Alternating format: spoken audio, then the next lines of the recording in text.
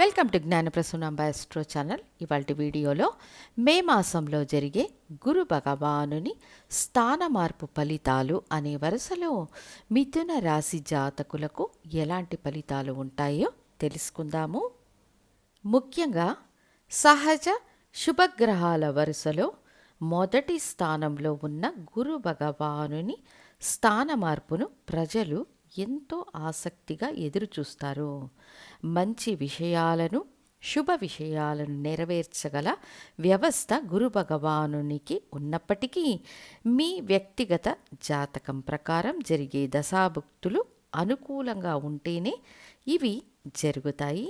ఇక గోచార ఫలితాలు రాశికి మాత్రమే కానీ లగ్నానికి కాదు అన్న విషయాన్ని ఖచ్చితంగా గుర్తుంచుకోవాలి. ఇక మిథున రాశికి ఇది వరకు రాశికి 12వ స్థానమైన వృషభంలో గురు భగవానుడు ఉండి ఇప్పుడు మీ జన్మ రాశికి రాబోతున్నారు. అయితే గురువు తానున్న స్థానం కంటే వీక్షించే స్థానాలు మంచి ఫలితాలనిచ్చే శక్తిని కలిగి ఉంటాయి. ఆల్రెడీ శని భగవానుడు రాశికి జీవన స్థానమనే 10వ స్థానానికి ట్రాన్సిట్ అయ్యారు. మీ రాశికి సప్తమాధిపతి, జీవన స్థానాధిపతి అయిన గురువు రాశిలో ఉండడం మంచిదే అని చెప్పవచ్చు. అంతేకాక రాహుకేతువుల స్థాన మార్పు, రాహువు మీ భాగ్యస్థానమైన 9వ స్థానానికి, కేతువు 3వ స్థానానికి స్థాన మార్పు చెందుతారు. ఇక మిథున రాశి ఎలాంటి రాశి? తొందరపాటు, వేగం, వివేకాన్ని మించిన వేగం కలిగిన రాశి. ఈ రాశికి కేంద్రాధిపతి, బాధకాధిపతి అయిన గురు భగవానుడు రాశిలో ఉండడం వల్ల పెద్ద సమస్యలను ఇవ్వడు. అయితే మిథున రాశి వారు గురువు తానున్న స్థానం నుండి వీక్షించే స్థానాల ద్వారా మంచి ప్రయోజనాలను పొందబోతున్నారు. ఇవి పూర్తిగా రాశికి సంబంధించిన ఫలితాలే కానీ లగ్నానికి కాదు. ఈ గోచార ఫలితాలు మృగశిర నక్షత్రం 3, 4 పాదాలలో జన్మించిన వారికి, ఆరుద్ర నక్షత్రం 4 పాదాలలో జన్మించిన వారికి, పునర్వసు నక్షత్రం 1, 2, 3 పాదాలలో జన్మించిన మిథున రాశి వారికి మాత్రమే అని గుర్తుంచుకోవాలి.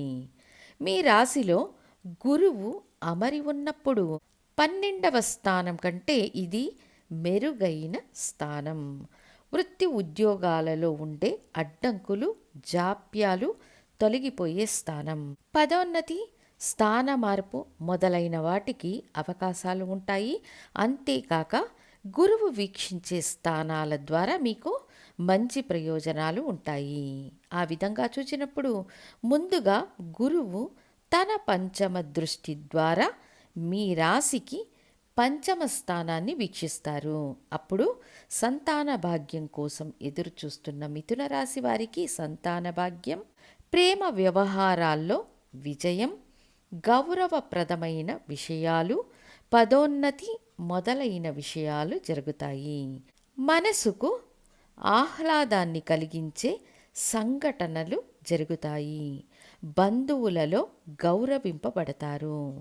చాలా కాలం నుండి సాల్వ్ కాని విషయాలు ఈ గురు భగవానుని ట్రాన్సిట్ ద్వారా సాల్వ్ అవుతాయి.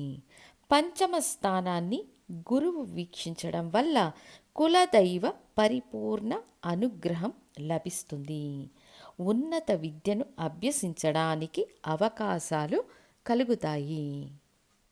ప్రభుత్వ పరీక్షలు వ్రాసేవారికి, ప్రభుత్వ ఉద్యోగాల కోసం ప్రయత్నిస్తున్న వారికి ఇది అనుకూల సమయం అని చెప్పవచ్చు.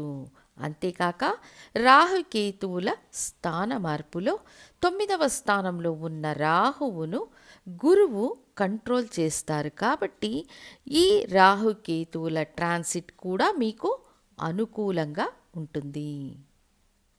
వృత్తిపరమైన మార్పులు, ఉద్యోగంలో పురోగతి, చిన్న వ్యాపారం చేస్తున్నామంటే కూడా అభివృద్ధి ఉంటుంది.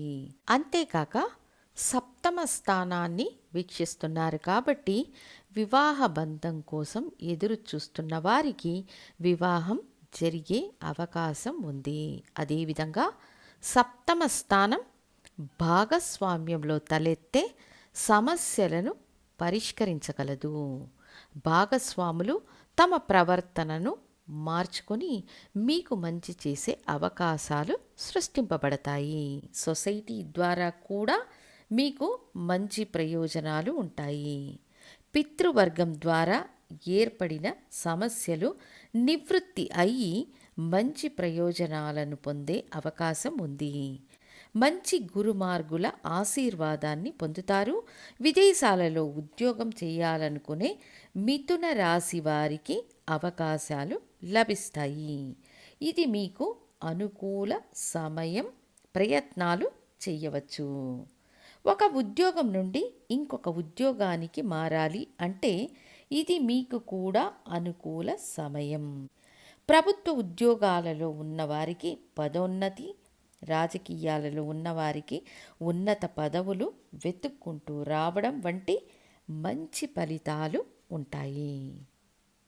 సేవింగ్స్, ఇన్వెస్ట్మెంట్స్ ఆనందాన్ని కలిగిస్తాయి. అంటే ఎప్పుడో ఇన్వెస్ట్ చేసిన అమౌంట్ ఆకస్మికంగా లాభాన్ని ఇస్తుంది. ఇవన్నీ కూడా మీ స్వీయ జాతక ఆధారంగా జరిగే దశాభుక్తులు సహకరిస్తేనే అన్న విషయం మీరు మరచిపోకూడదు. లగ్నానికి యోగకారక గ్రహ దశలు జరుగుతుంటే గోచార గురుబలం చేరినప్పుడు అద్భుత ఫలితాలు ఉంటాయి. అంతేకాని గోచార ఫలితాలు ఎల్లప్పుడూ 10 నుండి 20% మాత్రమే ఫలితాలనిస్తాయి.